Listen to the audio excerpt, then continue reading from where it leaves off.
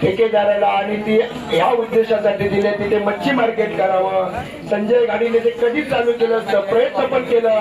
संगीता असणारे मार्केटच्या ह्या होत्या अधिकारी, त्यांना बोलवलं, सर्वे केला, माहिती घेतली आणि मग लोकांची चर्चा केल्यानंतर काही त्या ठिकाणी जर आपण मच्छी मार्केट चालू केलं असतं तर संपूर्ण त्या परिसराचा घाणेरडा जाळ तिकडे भाग झाला असता. सोसायटीवाले इकडे ओरडायला लागले असते म्हणून आपण ती सर्व आज त्या ठिकाणची ती मंडळी दुसऱ्याला दिलेली आहे.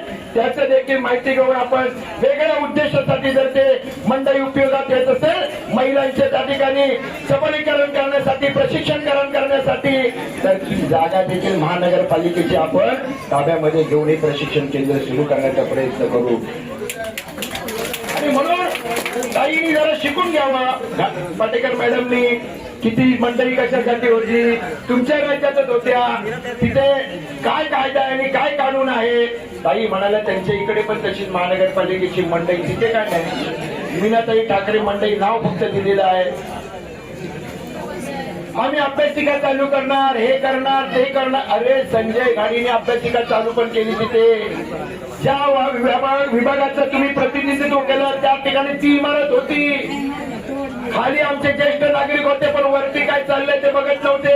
त्या वरच्या मोकळ्या याच्यामध्ये जागेत कधीतरी जाऊन बघा किंवा व्हिडिओ मध्ये तुम्हाला बघतात ते खरा व्हिडिओ आहे, खोटा व्हिडिओ नाही, आपल्या कार्यकर्त्यांचा व्हिडिओ नाही. आपलीच कॉपी कॅट करायला त्यांच्यात काही पदाधिकाऱ्यांचे व्हिडिओ दिले. अहो जिच्या घरामध्ये त्या लाडताईचा कधी हा माणूस गेला नाही, ही बाई बोलते अरे काय बोलायचं आता तिला. आमच्याकडे किती आले काय सांगू, सकाळी आले, दुपारी आले, दुपारी आले. अरे 12 वर्षानंतर 14 वर्षानंतर तुम्ही आज आलात. मी नाही तुम्हाला माहिती आहे ना कोण त्या, कशाला खोटं बोलतात या लोकांना. चेहरे ओळखतात लोक. आंबेडकर ताईला कोणी ओळखत नाही असं होईल काय? गणेश नगर मध्ये ओळखतात ना. अरे काय तिच्या मुलाला मी नोकरीला लावली, एवढं बोललं असतं ना खरं. संजय घाडीने माझ्या मुलाला नोकरी, एवढं प्रामाणिकपणे तर बोल, काय त्याच्यात अडचण नाही. पण ते पण नको बोलू मी सांगतो, पण खोटं तर नको बोलूच. किती सांगू त्यांनी तिचं नाव कोरलंय.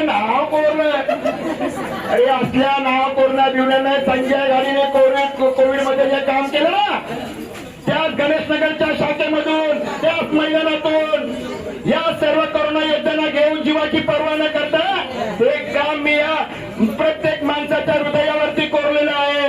हे असं बोलून होत नाही. म्हणून आजही लोक माझं या ठिकाणी नाव करतात. कोरोनामध्ये माझ्या नवऱ्याला, माझ्या मुलाला वाचवणार कोणी असेल त्याच्यासाठी प्रयत्न केला तर त्या संजय घाडीने केला. सामान्य जनता करते त्याला मदत केली. आणि म्हणून मला खोटं बोललेलं चालत नाही, आवडत नाही. तुम्ही बोला, विरोध करा, टीका करा आमच्यावरती, परंतु या ठिकाणी विकास केला आणि मला ह्या लोकांची पडलेली नाही. तुमच्याशी माझ्या मतदारांचे नातं आहे. मी काम केलं असेल तर मला मत मागण्याचा अधिकार आहे. मी काम केलं नसेल तर तुमच्याकडे मत मागायला येणार नाही. मी तुम्हाला नम्र विनंती करतो, या विभागामध्ये हे हॉस्पिटल चालू केलं. काही होती नाही ही जागा होती. मी नगरसेवक व्हायच्या अगोदर पासून का करू शकले नाहीत महिलांसाठी प्रसूतीगृह?